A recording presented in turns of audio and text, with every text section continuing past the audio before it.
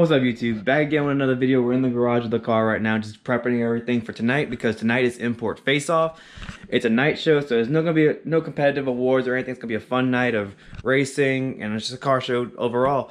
There's gonna be some great things going on, so we're gonna get some clips later tonight. But yeah, we are bringing the car to import face-off. It's gonna be in Baton Rouge, Louisiana, at I think it's State Capitol Raceway. But yeah, so we're gonna be going to State Capitol Raceway tonight, and I got everything set up, ready to go in here.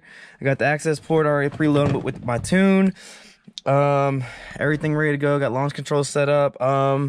As far as the car in general, no real extra mods have been done yet, but also I got some things in the future that's going to be going on shortly. So let me show you what I got so far.